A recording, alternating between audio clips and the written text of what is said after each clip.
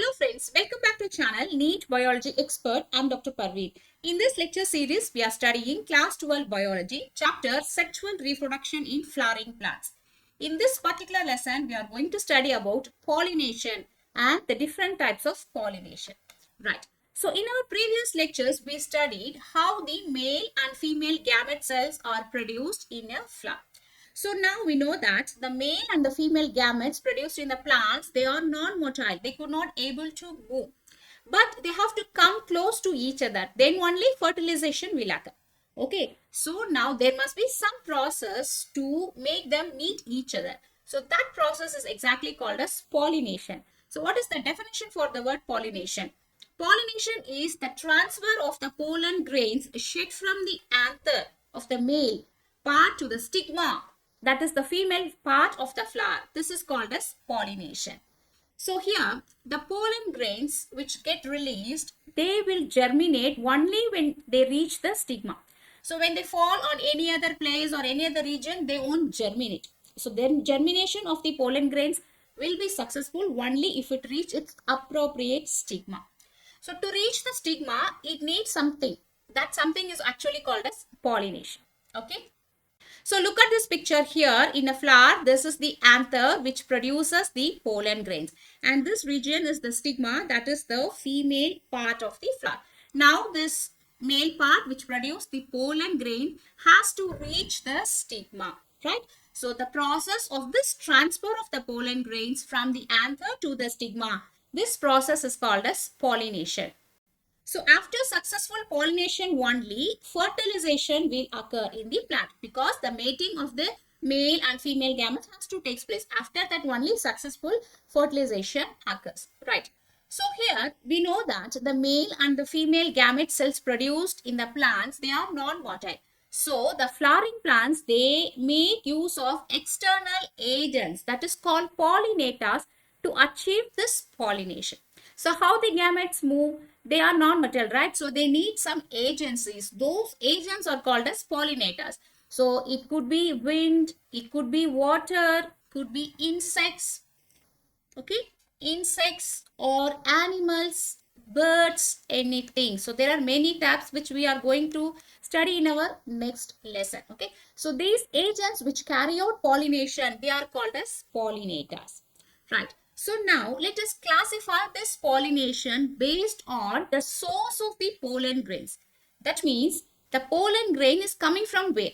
Whether it is coming from the same flower, it's coming from the different flower of the same plant, or it's coming from a flower of a different plant. So depending upon these types, we are classifying the pollination broadly into two categories. The first one is self-pollination and second one is cross-pollination.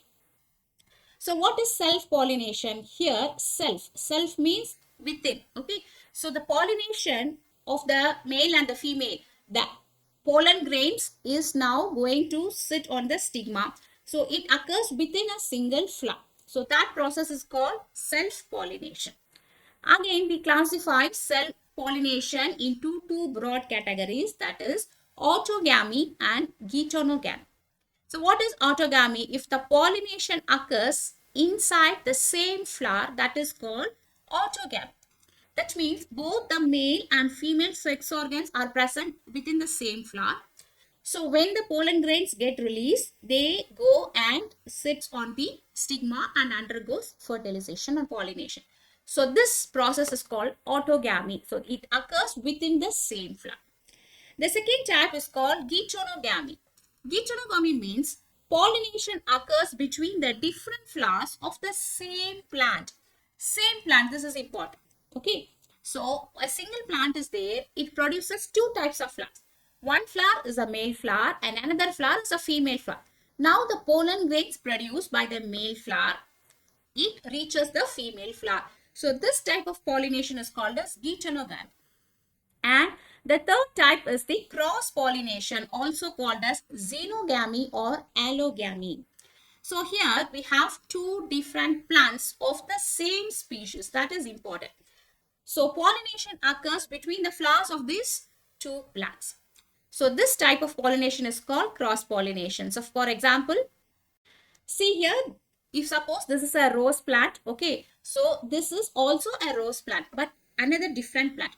So if pollination occurs between these two flowers of the same species, this is called as Xenogamy or Allogamy.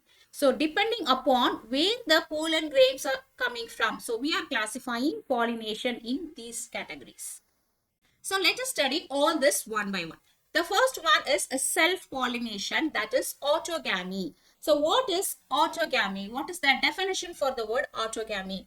The transfer of pollen grains from the anther to stigma of the same flower is called autogamy. So here what is important? It must be of the same flower. Okay. So in Greek, all these words are generated from Greek language. Okay. So here auto means self. We say automatic, right? Self-starting. So such things. Auto means self. Gamos means exactly in Greek it means marriage, but scientifically we cannot say this, so we say as fusion of the gametes. Fusion of the male and female gametes is called as gamos. Okay, so autogamy means self-fusion of the male and female gametes. That means male and female gametes produced in one flower, they join together. Okay, so this type of pollination is called as autogamy. So self-pollination or autogamy is possible only in the plants with bisexual flowers. So this is important. If the flower is monosexual, it will not occur, right? So for example, if you see here, this is the stigma and here this is the anther which produces the pollen grains. Okay, so if these things are present inside a single flower, the anther which produces the pollen grains will sit on the stigma. So this process is possible only if the plant is bisexual. That means it should have both the male and the female part within that. Okay, so here the offsprings produced by autogamy are 100% genetically identical to the parents. Of course, it will be 100% because here there is no recombination or anything occurs. So whatever the characteristic of the same plant will be again repeated. So the offsprings are 100% genetically similar to the parent. So example for the plant which produces self-pollination by autogamy is pea plant. Okay, fine. So here we should understand something that normally when a flower opens up, okay, and exposes the anther and the stigma, then only the autogamy occur. That means both the male part and the female part should get open. So whenever it gets open, the stigma must be ready to receive the anther. So this opening is very crucial because in many plant varieties, simultaneously the male and the female part won't open up. Okay, so that's why we say autogamy is rare. So if in order to autogamy occur, this opening of the male and female part should occur simultaneously. Okay, there must be some synchronization. Then only the pollen grains whichever get released will be received by the stigma. Okay, so not only that, there must be another important thing, that is the anther and the stigma, they lie close to each other. Okay, so then only when the pollen grains are released and it will sit or fall on the stigma. So these are some criteria or some important characteristics the flower should have in order to achieve self-pollination. Okay, so when we see whether all the flowers have this character, no, many of these flowers won't have such characters. So but they want self-pollination. So for that, in order to promote the self-pollination in the flowers, either the flower or the plant, they have several adaptations or modifications mechanisms. Okay, so they want to do self-pollination. So they are having some adaptations to facilitate the self-pollination. So why they want self-pollination? Because then only the pollination will occur without the help of external agent. So if there is no insects, if there is no wind, if there is no birds around them, then also the pollination will occur within the flower. So in order to achieve the pollination successfully without the help of any external pollinators, some plant varieties, they have this adaptation or modification. That is called as self-pollination adaptations. Okay. So let us see now what are the different adaptations present in a plant for the self-pollination. So based on this, we can classify this autogamy, that is self-pollination, into 5 different categories. That is Cleistogamy, geocarpy, Homogamy, incomplete dichogamy, and bud pollination. So all these 5 are the different adaptations to facilitate the autogamy in the plants. Before moving on to the adaptations, here we have to understand some basic concepts called, there are 2 different types of flowers. So we can classify flowers into 2 different categories. So one is called as chasmogamous flower, the other category is called as Cleistogamous flower. So what is chasmogamous? Chasmogamous means when the flower opens to expose its sex organ, that is called chasmogamous. That means the flower has open end. So it shows up both its male and female sex organ openly, aerially. So such flowers are called as chasmogamous. Example like this. Okay. So look at this picture here. This is the female part and surrounding here, these are the male parts. So now this flower opens its male and female sex organ. Now it facilitates cross-pollination. If any insects or birds sits on this male part, it takes up the pollen grain, and when it goes to the next flower, it does the pollination. Okay, so this open flowers, that is chasmogamous flowers, they aid in the cross-pollination. They aid in the cross-pollination mostly. Okay, and the another variety of flower is called as Cleistogamous flower. Cleistogamous means Cleisto in Greek. Cleisto means closed. Okay, so we generally say our fist, if it is closed like this, Cleistogamous, closed. Okay, so similarly Cleisto means closed. So here the flower never open or never shows the anther or the stigma. Such type of flowers are called as Cleistogamous. So example for this type of flower, see here, this looks like bud, right? But no, these are the flower. Okay, so they have their male and female anther and stigma, but they are in a closed condition. They will not expose openly. So such flowers are called as Cleistogamous flowers. Now let us see the adaptations of the self-pollination. We have seen 5 different types of adaptation. No? So the first one is Cleistogamy. So what is Cleistogamy? In Cleistogamy, the flowers never open and expose the reproductive organs. So we know this, right? The flowers are closed. They will not expose the male or female reproductive organs. But within the flower, the pollination occurs. Okay, so the pollination occurs within that closed flower. So such type of pollination is called as Cleistogamy. Understand? So here the flower is there. Okay, so this is the flower, means if this having the stigma and this has anther, both male and female organs are present, but they are remain closed within the flower. It won't opens and shows up. But still pollination occurs inside. So whenever the anther matures and release the pollen grains falls on the stigma immediately because they are present in a packed environment, right? So here the pollination occurs successfully. This is a adaptation for self-pollination. So such type of adaptation is called as Cleistogamy. So very important example for this is Commelina, Viola and Oxalis. These are the very important examples for Cleistogamy type of pollination. So this is Commelina, this is Viola, also called as common palsy, and Oxalis.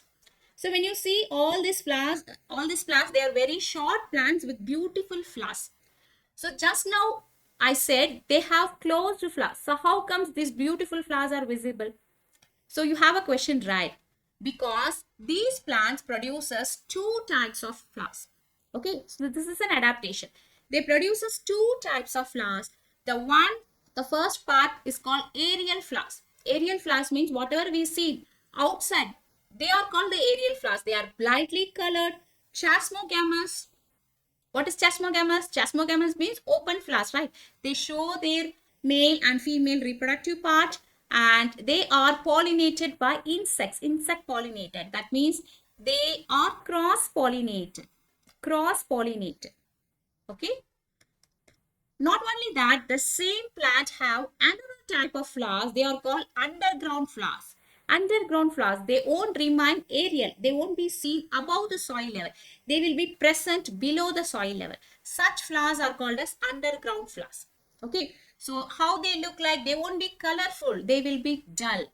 See, for example, look in this picture. These are the Comolina viola oxalis. We are talking about the same plant, but their aerial flowers are very bright and beautiful. Why the flowers are bright and beautiful? Because they have to, with the bright colors, they will attract the pollinators. So they need pollinators for the cross-pollination, insects, birds, and all, right? So they attract the pollinators with the help of their colors. So then only cross-pollination occurs. Whereas in the underground flowers, there is no need for pollinators. They are going to do self-pollination. So no need for colors. So they look dull. No colors. And they are Cleistogamous. Cleistogamous means closed flowers. Both male and female parts are there, but they remain closed. Okay. And how they pollinate? They pollinate by self-pollination. So, such plants, Comolina, oxalis and viola, they have two types of flowers. One are called aerial and another is the underground flowers. So, these underground flowers, where they are present? They are present in the subterranean branches of the rhizomes. They remain always closed. They remain like this, like a bud. They won't open at all. So, they don't want pollinators because they are going to do self-pollination when they get mature. So look at this picture at your right. So this is an example for a self-pollination by Cleistogamy. So this plant has two types of flowers, right? So if this is the soil level, this is the underground region, the plant has two types of flowers. Here it produces a bright red color flower. This is chasmogamous flower, which is present in the aerial level where cross-pollination occurs. And here in the underground level, below the soil, you could see here there is bud-like structure. Okay. So these structures are Cleistogamous flowers, closed flowers. So here occurs the self-pollination. So if the plant has this adaptation and executes self-pollination, such type of adaptation is called as Cleistogamy. Okay. So let us see an example for the Cleistogamy using this viola plant. So look at this picture, viola plant. This purple color, these beautiful flowers are the aerial part of the plant, which is the chasmogamous, above the ground level. And this second picture, you could see here this bud-like structure, and these are the Cleistogamous flowers, underground flowers. So once both the anther and the stigma it matures, the anther release the pollen grains, so it remains very closed. Okay, so the pollen grains falls on the stigma and undergoes pollination, fertilization, everything will happen, and successfully seeds are produced. Here you see here successfully seed formation will be there, seed sets will be there. Okay, so this occurs even in the absence of the pollinators. So this is an example for Cleistogamy.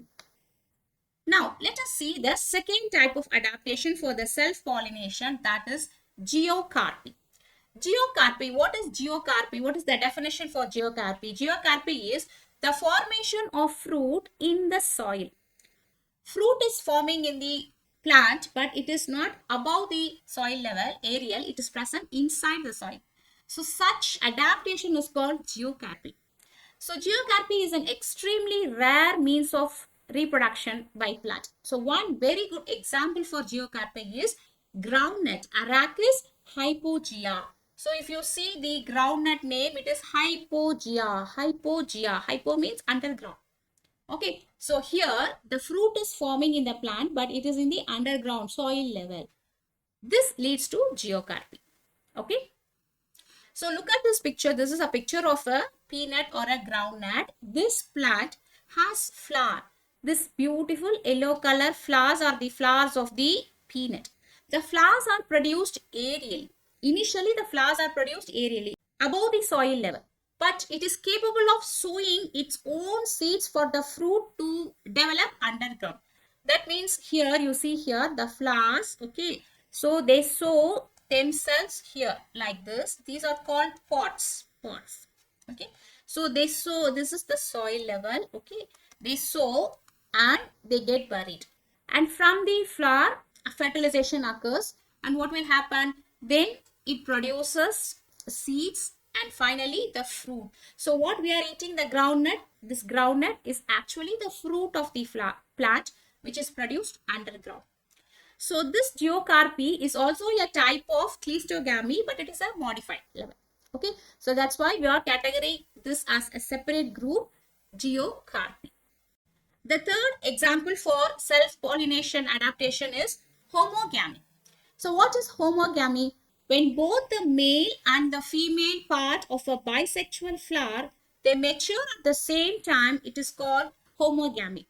See, when we're talking about autogamy, what is the drawback of autogamy means?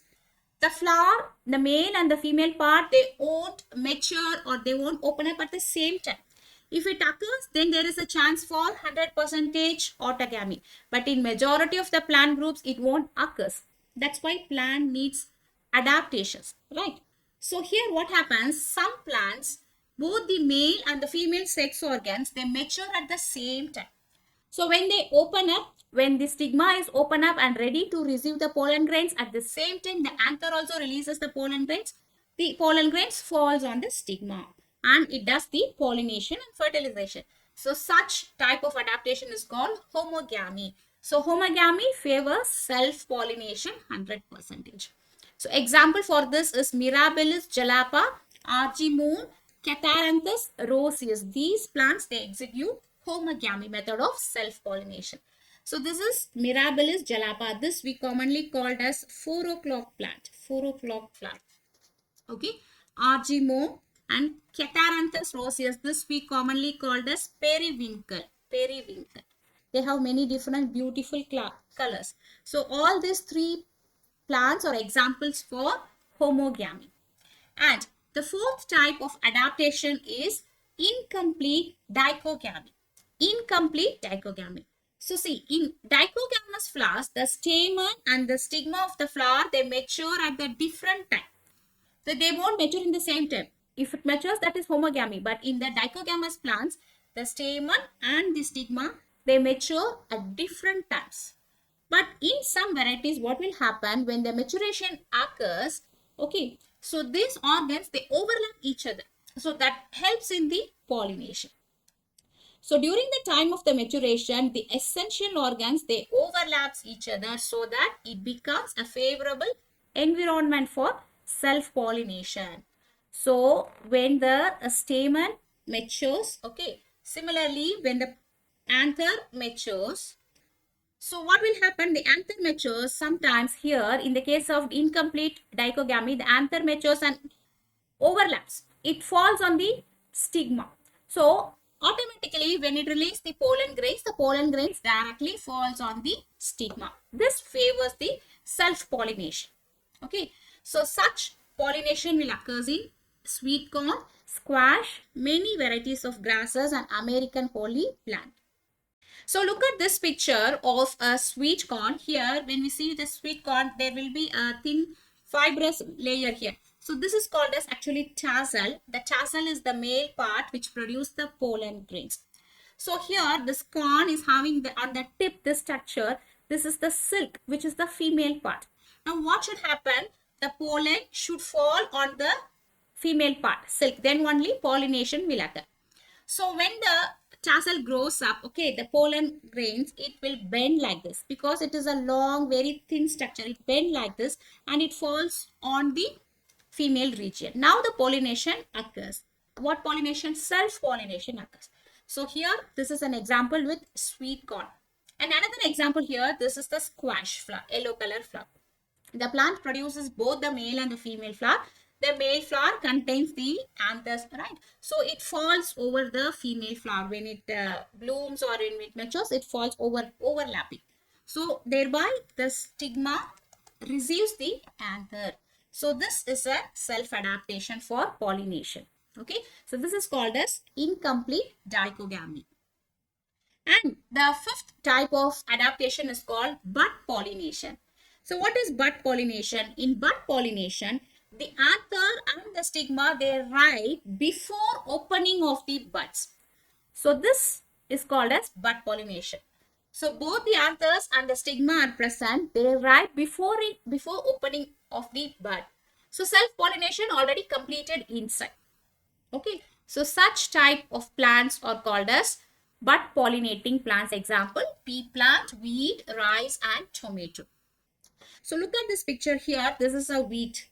Okay. So here this only one part we call as a spikelet. Spikelet has the flowers. These structures are the flowers. Okay. So if we take only one flower inside, when we open up this flower, okay, so we could see here this region is the stigma, and here surrounding this region, these are the filaments.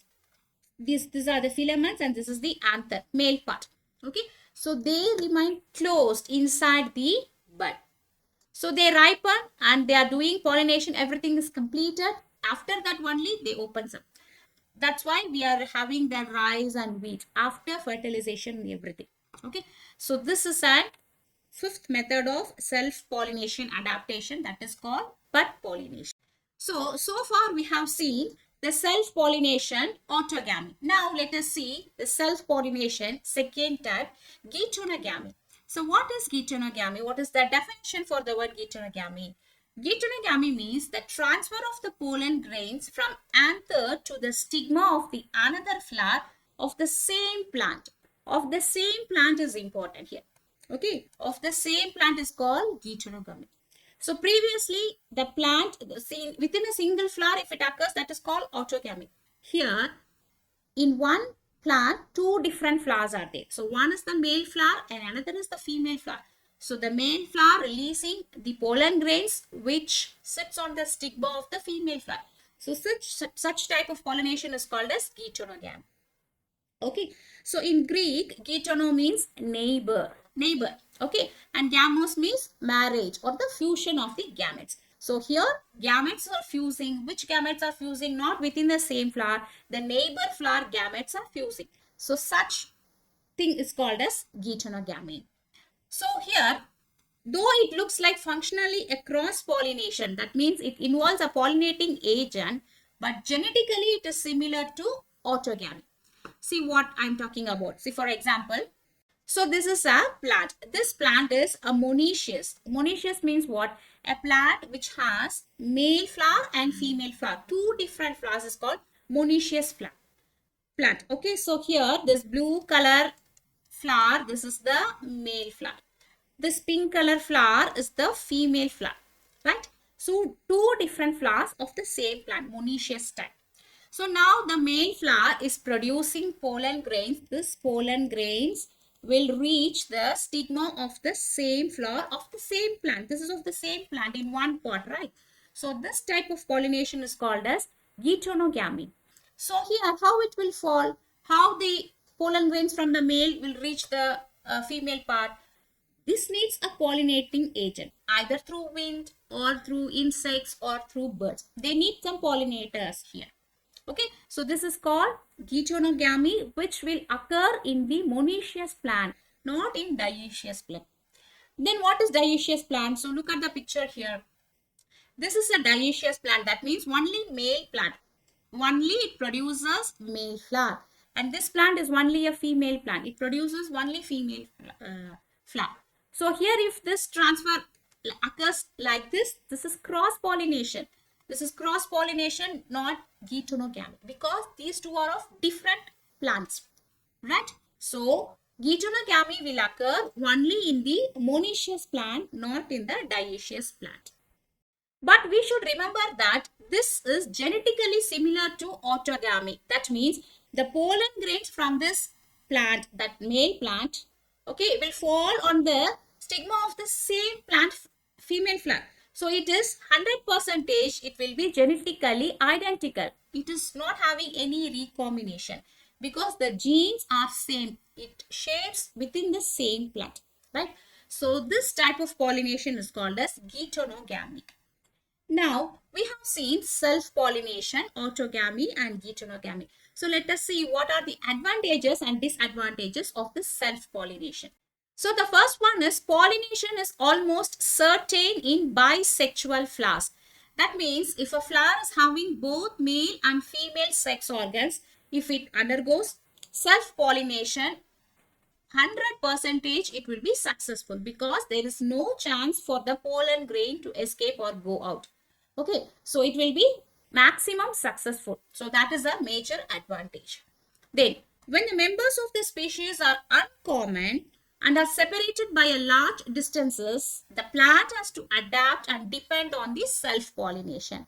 So, for example, if you are growing a plant, okay, for example, Violacea or Commelina plant, so you are purchasing it from a nursery, okay, and you are keeping in your home. So you are just isolating a single plant from its group. Means, so how it will reproduce now sexually? Even though it won't have their species nearby, the single plant will undergo self-pollination and they reproduce. Okay, so this is an advantage of the self-pollination. That means even though it is separated by a large distance, there is no same species present also. If there is no chance for cross-pollination also, still the plant will undergo self-pollination. So this self-pollination helps those plants to prevent the extinction of the species. It won't get vanish. Even if one plant is there, it will reproduce by generation after generation. So these are the advantages of the self-pollination. Let us see what are the disadvantages. The chances of producing new species and varieties are inadequate. Yes, because 100% they are similar to their parents, genetically identical. Okay, so there is no recombination occurs. That is one disadvantage. And a continuous self-pollination will result in weaker progeny. That means if a plant undergo using this Cleistogamy, okay, so this closed budding flower inside the budding flower, the pollination occurs. If this occurs after generation, if there is any mutation occurs, what will happen? Those weaker mutation will be forwarded to its progeny. So self-pollination results sometimes in the weak progeny. That's why not all the plants, they completely depend on self-pollination.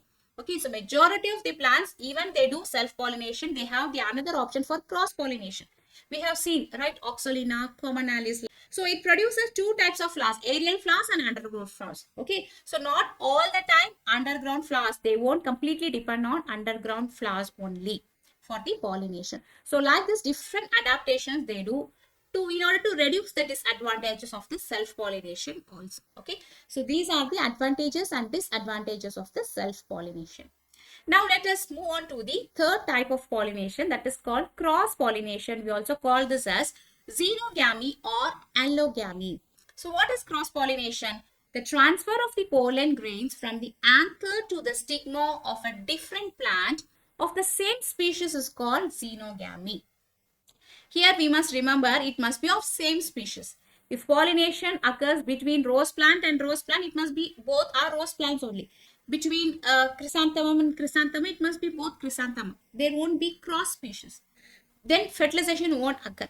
Okay, so pollen grains transfer from the anther of the one flower reaches a stigma of a different flower of the same species is called as Xenogamy. So in Greek, xeno means a stranger. Stranger means third person. Okay, so the plant is present somewhere distant or a different plant. Okay, so fusion of the gametes of a stranger plant, that is called as Xenogamy.